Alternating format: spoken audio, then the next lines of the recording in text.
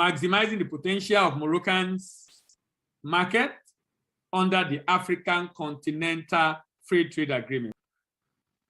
All right, Morocco.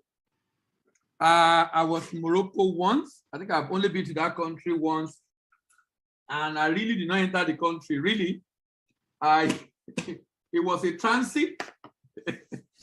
I needed to go to the UK, and the only plane available is Royal Air Maroc. I think that was the first time I entered that plane. It was an interesting experience, but also not a bit challenging. There was some issues that happened there in the Morocco, the delay, and how Nigerian protest. How Nigerian, out of all the other African affected, Nigerian protest. And they had to quickly move Nigeria out. That's where we're coming. But an interesting country, I must say. One of the very serious countries in Africa that is going places and doing a lot, actually, to grow its economy. And this happened to be actually one of the top economies in Africa. You know, Nigeria, Algeria, South Africa, Morocco, and Egypt are the top economy in Africa. You will see the way Morocco is located. You see the capital, Rabat. Can you see the way it's located? You can see that it has a lot of access to water. Lot of access to water. You know? And you can see the Mediterranean Sea and that little place through which he has access to the Mediterranean Sea. But mainly you can see that, and the country is doing low. You know, the beauty of this country is so strategically located. In fact, I heard that they really don't see themselves as African, even though they are on the African continent. They don't see themselves as African. Rather, they see themselves more as European because they do a lot of trade with Europe, Spain, Portugal, and the like. This is a lower middle income country. I'm sure you understand exactly what that means now. If you have been joining us for a while, it's in the Middle East North African region. This is called the MENA region, Middle East North Africa, MENA region. Lower middle income basically means that an average person in this country earns between $1,000 and $4,000. The city covered in this report by World Bank on the Ease of Doing Business 2020 is Casablanca. Casablanca. Interestingly, you know, last week, for those of us that were with me on Mauritius ranked 13. If you remember very well, Mauritius ranked 13. But this country is ranking 53 out of about 200 countries. Ranking 53. Scoring 73.4%. Scoring 73.4% on the Ease of Doing Business Index of the World Bank. So let's go into the detailed discussion on Morocco. Economic snapshot of Morocco. Morocco is located in the North African region, bordering the North Atlantic Ocean and the Mediterranean Sea, and is sandwiched between that sea and Algeria and Mauritania. You look at the map I talked about the other time. It has a very long and wide coastline, 2,945 kilometers. 2,945 kilometers. This country is 99% Muslim. The remaining 1% are Jews, Christians, 99% Muslim. Population is 36.5 million people as of July 2021. 36.5 million people. This is more like 1.5 of Lagos.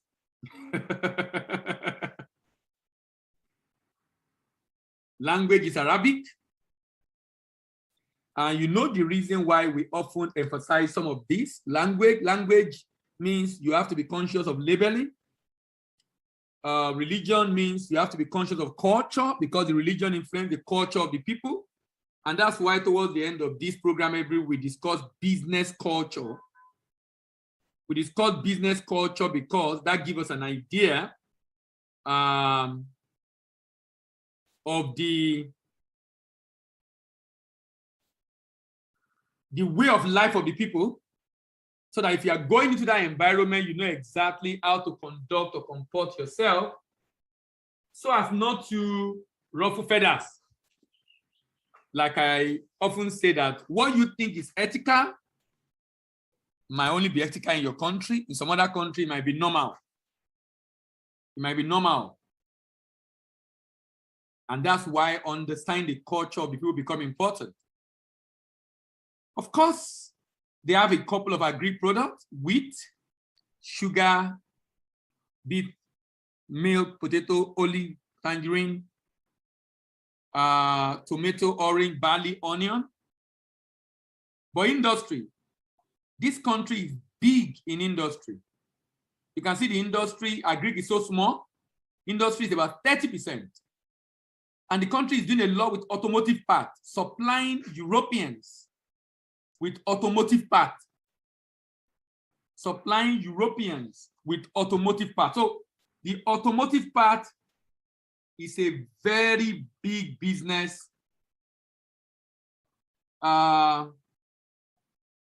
Automotive part produced in Morocco is a very, very, very big business.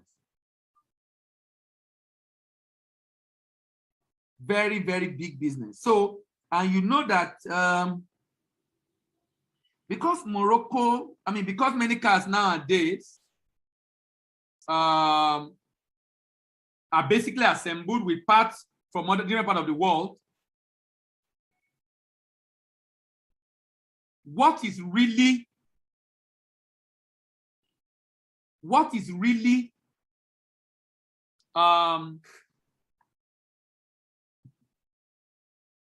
designed for most of the cars today is the body. The body, the content, what is inside are already customized. They can just upgrade a little or just change the design. What is really different from many, many cars? Apart from the new features, maybe like automotive or electric cars, but for many cars, it's actually the design outside. The design outside. And maybe the dashboard, actually. Maybe the dashboard. So Morocco is big in this area, doing a lot in producing parts of automobiles. Automobile parts, phosphate mining,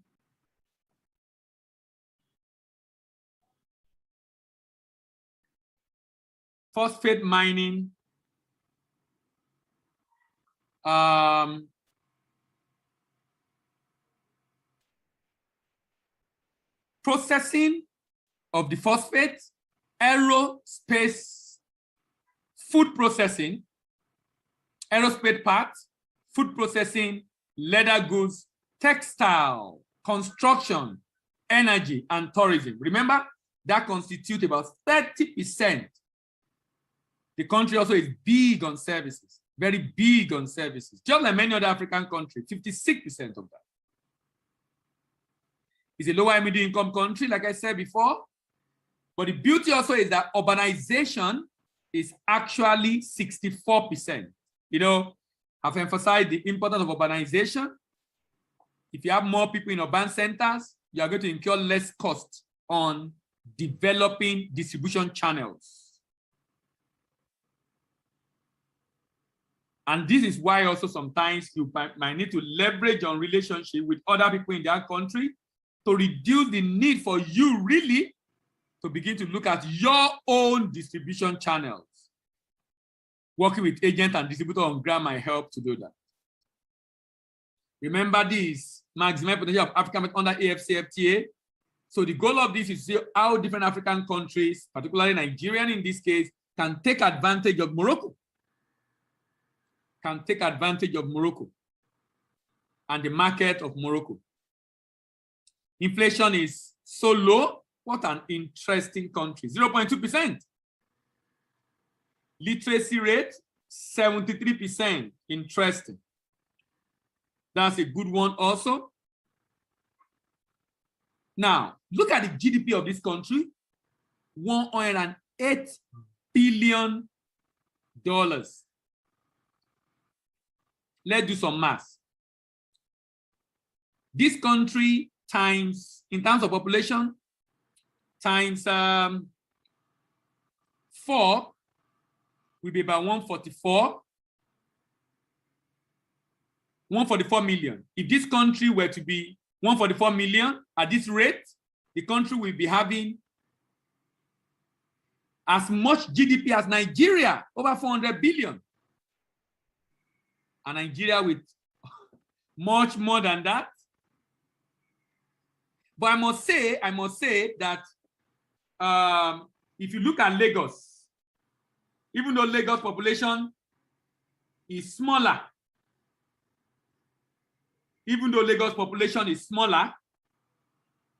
than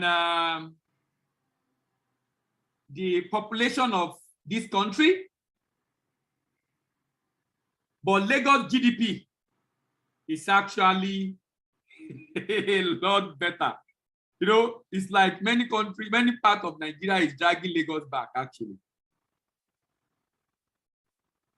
Because of what Lagos is actually capable of doing that is really have been unable to do, courtesy the issues in Nigeria. All right. Household consumption, 58%. I've spoken a lot about this. For many low-income countries, household consumption sometimes is about 70-80%. But in this case, 58%. Per capita income, 3,000. You remember, lower middle-income country means an average person earns between 1,000 and 4,000. So this 3,190. And GDP composition, as you can see, 14%. Agreed? There's heavy dependence on services and a lot of dependence on industry, almost 30% industry. And you also notice something, unlike many African countries, this country don't seem to be giving back, having a high birth rate like many African countries. Look at this.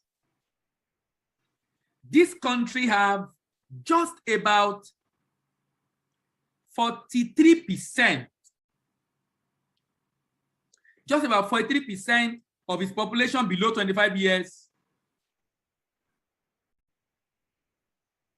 Just about 43% of the population below 25 years.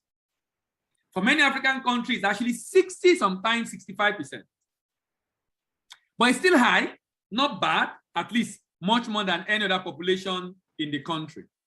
To get the full video, check the description or visit www.globaltradecollege.com.